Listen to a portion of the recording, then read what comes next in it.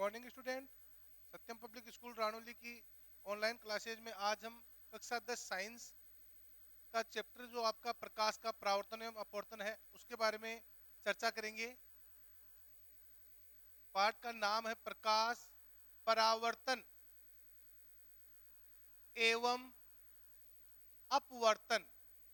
परावर्तन एवं अपवर्तन, इसके बारे में अध्ययन करेंगे कि प्रकाश क्या होता है और वो परावर्तन कैसे करता है, अपवर्तन कैसे करता है, इसके बारे में अध्ययन करेंगे। सबसे पहले बात करते हैं कि प्रकाश क्या होता है। प्रकाश की डेफिनेशन क्या दे सकते हैं, इसकी चाल कितनी होती है, उसके बारे में बात करते हैं। तो प्रकाश की अगर डेफिनेशन की बात करें तो प्रकाश एक ऐसा ऊर्जा स्रोत है, ऊर्जा स्रोत है जिससे हमें दृष्टि संवेदना उत्पन्न होती है कि प्रकाश एक ऐसा ऊर्जा स्रोत है, ऊर्जा का स्रोत है जिससे हमें दृष्टि संवेदना उत्पन्न होती है। मीन्स ये है कि हम प्रकाश के बगैर देख नहीं सकते। जब प्रकाश अपनी आंखों पर पड़ता है तो रिफ्लेक्शन करता है, उसके फलस्वरूप ही हमें क्या होता है, दिखाई देता है। तो प्रकाश एक ऐसा ऊर्जा स्रोत है जिससे हमें दृष्टि संवेदना उत्पन्न होती है। प्रकाश की चाल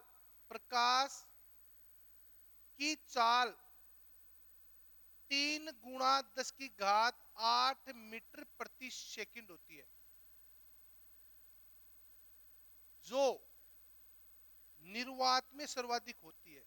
निर्वात में सर्वाधिक होती है। ये क्वेश्चन भी बहुत बार ऑब्जेक्टिव टाइप का पूछते हैं कि प्रकाश की सर्वोत्तम चाल किस माध्यम में होती है, निर्वात में होती है। चाल कितनी होती है, 3 गुणा 10 की घात 8 मीटर प्रति सेकंड इसकी चाल होती है। इतनी तेजी से ये क्या करता है, प्रकाश से गमन करता है। और इसकी चाल सर्वाधिक होती है, वो किसमें होती है, निर्वात में होती है। मतलब इसमें कोई माध्यम नहीं होता, न सघन माध्यम होता है और न ही कौन सा माध्यम, विरल माध्यम में होता है। इसका मतलब है इसकी सर्वाधिक चाल किसमें होती है, निर्वात में होती है। तो पहले ध्यान रखना, प्रकाश एक ऐसा ऊर्जा स्रोत है जिससे हमें दृष्टि संवेदना उत्पन्न होती है और इसकी चाल होती है वो 3 गुणा 10 की घात 8 मीटर प्रति सेकंड होती है। और सर्वाधिक किसमें होती है, निर्वात में होती है। प्रकाश की सर्वाधिक चाल निर्वात में होती है। अब बात करते हैं निर्वात के बाद में माध्यम कितने आते हैं। माध्यम दो होते हैं। एक माध्यम होता है सघन माध्यम, और दूसरा माध्यम होता है विरल माध्यम। विरल माध्यम, दो माध्यम होते हैं। ये दोनों माध्यम, सघन माध्यम कौन सा होता है, विरल माध्यम कौन सा होता है।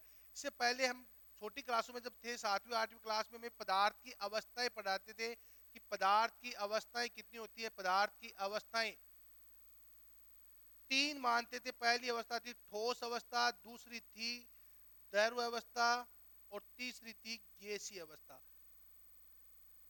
ये 3 अवस्थाएं हम पढ़ते थे, ठोस अवस्था, द्रव अवस्था और गैस अवस्था, पदार्थ की अवस्था है। अब इन्हीं तीनों रूपों को चेंज करके इनका नाम दे दिया है माध्यम। माध्यम के अंदर एक माध्यम दिया है सघन माध्यम, दूसरा माध्यम दिया है विरल माध्यम। सघन माध्यम के अंदर आपकी ठोस और द्रव अवस्थाएं आती है। ठोस का आप एग्जाम्पल लो तो कांच ले लो, ठोस का एग्जाम्पल कांच, और द्रव का एग्जाम्पल होता है पानी। ये दोनों मिलकर क्या बना रहे हैं, सघन माध्यम बना रहे हैं। ठोस अवस्था और द्रव अवस्था दोनों मिलकर माध्यम कौन सा बना रहे हैं, सघन माध्यम। जबकि गैसीय अवस्था जिसके अंदर आप कहते हो, एग्जाम्पल कहते हो हवा, वो कौन सा माध्यम बनाती है, विरल माध्यम में बनाती है। तो दोनों माध्यम, सघन माध्यम और विरल माध्यम, इसी का रूपांतरित रूप है पदार्थ की अवस्थाओं का। ठोस अवस्था और द्रव अवस्था मिलकर सघन माध्यम बनाती है, जबकि गैसीय अवस्था विरल माध्यम में बनाती है। दोनों की डेफिनेशन क्या होती है वो देखते हैं कि ठोस सघन माध्यम किसको बोलते हैं और विरल माध्यम किसे कहते हैं। सबसे पहले बात करें सघन माध्यम की। सघन माध्यम किसे कहते हैं, सघन माध्यम, सघन माध्यम ऐसा माध्यम, ऐसा माध्यम जिसमें पदार्थ के कण पास पास स्थित हो, उसे कौन सा माध्यम बोलते हैं? सघन माध्यम कहते हैं। कि ऐसा माध्यम जिसमें पदार्थ के कण पास पास स्थित हो उसे सघन माध्यम कहते हैं। इसका एग्जाम्पल आप दे सकते हो कांच एवं पानी। ये कांच था आपका ठोस अवस्था में माना जाता है, ये पानी द्रव अवस्था में। तो उन्हीं को रूपांतरित रूप दोनों अवस्थाओं का सघन माध्यम बनाती है। कि ऐसा माध्यम जिसमें पदार्थ के कण पास पास स्थित हो उसे सघन माध्यम कहते हैं। एग्जाम्पल आप याद रखना कांच एवं पानी। दूसरा माध्यम होता है विरल माध्यम। विरल माध्यम ऐसा माध्यम जिसमें पदार्थ के कण दूर दूर स्थित हो उसे कौन सा माध्यम कहते हैं? विरल माध्यम कहते हैं। एग्जाम्पल की बात करें तो इसके अंदर एग्जाम्पल आता है आपका हवा। ये दो माध्यम है। सघन माध्यम ऐसा माध्यम जिसमें पदार्थ के कण पास पास स्थित हो उसे सघन माध्यम कहते हैं। एग्जाम्पल कांच और पानी। दूसरा विरल माध्यम ऐसा माध्यम जिसमें पदार्थ के कण दूर दूर स्थित हो उसे विरल माध्यम कहते हैं। एग्जाम्पल कौन सा आ गया? हवा। ये आपकी तीनों अवस्थाएं आ गई। कांच अवस्था आ गई ठोस अवस्था, पानी आ गया आपका द्रव अवस्था। ये दोनों मिलकर सघन माध्यम बनाते हैं। जबकि तीसरी अवस्था आपकी गैसीय अवस्था होती है, वो कौन सा माध्यम बनाती है? विरल माध्यम में बनाती है। तो इस चैप्टर के अंदर हमें इन दोनों की जरूरत पड़ेगी कि सघन माध्यम और विरल माध्यम कौन कौन से होते हैं। तो आपको ध्यान रखना है सघन माध्यम होगा उसके अंदर एग्जाम्पल आएंगे कांच और पानी, और विरल माध्यम के अंदर एग्जाम्पल आएंगे हवा का। तो सबसे पहले प्रकाश की परिभाषा होगी, दो माध्यम। अब बात करते हैं परावर्तन की, कि परावर्तन क्या होता है उसके बारे में अध्ययन करेंगे। उसमें हमें ये दोनों चीजें देखने को मिलेगी कि सघन माध्यम और विरल माध्यम। प्रकाश का परावर्तन कहते किसे हैं इसकी डेफिनेशन देखते हैं सबसे पहले, कि प्रकाश का परावर्तन क्या होता है।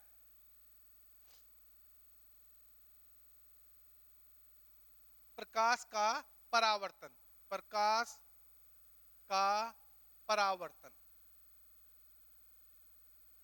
परिभाषा होगी कि जब कोई प्रकाश की किरण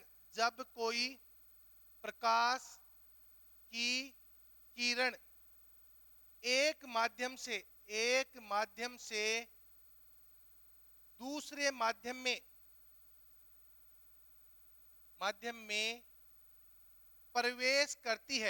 प्रवेश करती है तो दोनों माध्यमों के पृथक्कारी पृष्ठ से टकराकर वापस उसी माध्यम में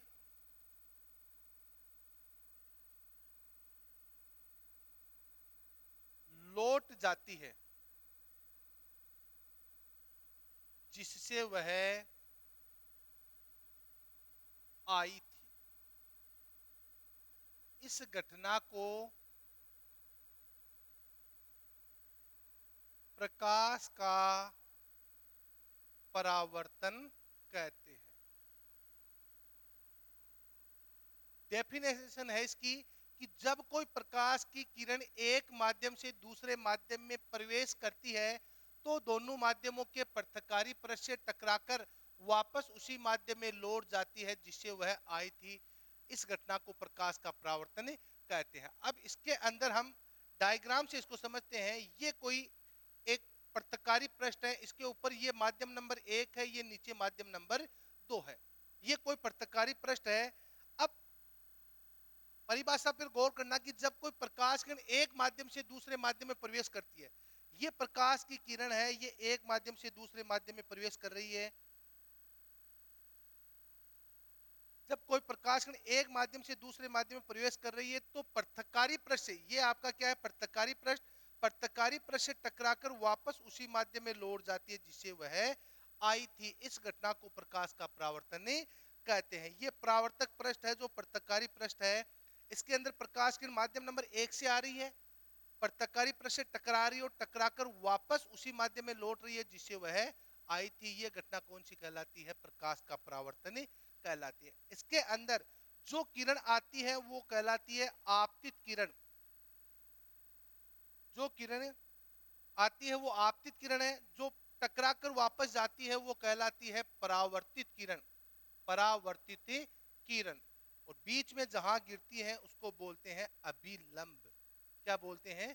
अभिलंब कहते हैं। ये आपका हो गया पृथककारी पृष्ठ, पृथककारी पृष्ठ। डायग्राम से इस डेफिनेशन को समझना कि जब कोई प्रकाश की किरण एक माध्यम से, ये रही आपकी प्रकाश की किरण, इस पृथककारी पृष्ठ के ऊपर ये माध्यम नंबर 1 है, नीचे माध्यम नंबर 2 है। तो जब कोई प्रकाश किरण एक माध्यम से दूसरे माध्यम में प्रवेश करती है तो पृथककारी पृष्ठ से टकराकर वापस उसी माध्यम में लौट जाती है जिससे वह आई थी। यह घटना प्रकाश का परावर्तन कहलाती है। इसके अंदर जो किरण आती है उसको आपतित किरण कहते हैं, जो टकराकर वापस जाती है उसे परावर्तित किरण कहते हैं। और जहां पर गिरती है आपतित किरण वहां पर आप अपना अभिलंब माना जाता है। तो आपतित किरण आई, परावर्तक पृष्ठ से टकराई, टकराकर वापस उसी माध्यम में चली गई जिससे वह आई थी। माध्यम नंबर 1 से आई थी, टकराकर वापस माध्यम नंबर 1 में चली गई, ये घटना कहलाती है प्रकाश का परावर्तन कहलाती है। तो डेफिनेशन आपको ध्यान रखनी है, प्रकाश का परावर्तन किसे कहते हैं कि जब कोई प्रकाश की किरण एक माध्यम से दूसरे माध्यम में प्रवेश करती है तो दोनों माध्यमों के पृथककारी पृष्ठ से टकराकर वापस उसी माध्यम में लौट जाती है जिससे वह आई थी। इस घटना को प्रकाश का परावर्तन कहते हैं। ये डायग्राम आपको ध्यान रखना है कि डायग्राम के अंदर आपतित किरण आती है, टकराई पृथककारी पृष्ठ से, वापस चली गई पहले माध्यम के अंदर। ये परिभाषा हो गई आपका प्रकाश का परावर्तन। अब बात करते हैं कि परावर्तन के नियम कितने होते हैं। इसी डायग्राम से आपके परावर्तन के नियम निकलेंगे, कौन कौन से होते हैं उनके बारे में अध्ययन करते हैं कि परावर्तन के नियम कौन कौन से होते हैं। 3 नियम होते हैं परावर्तन के।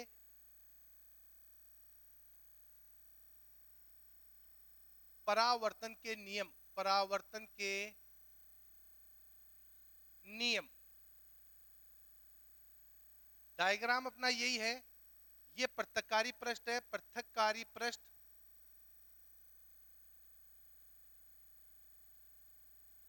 ये आपका आ गया अभिलंब,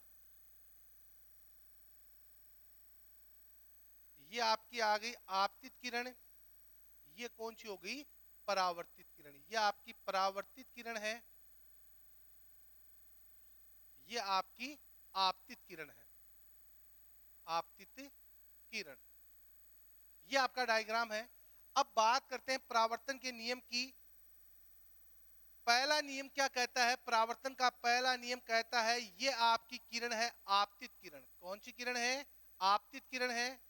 ये हमारी है परावर्तित किरण और ये है अभिलंब। तीनों का तल एक है, देख लो। पृथककारी पृष्ठ पर तीनों का तल एक है, आपतित किरण का, परावर्तित किरण का और अभिलंब, तीनों देखो यहां मिल रहे हैं। तो पहला नियम कहलाता है कि आपतित किरण, आपतित किरण, परावर्तित किरण एवं अभिलंब, एवं अभिलंब,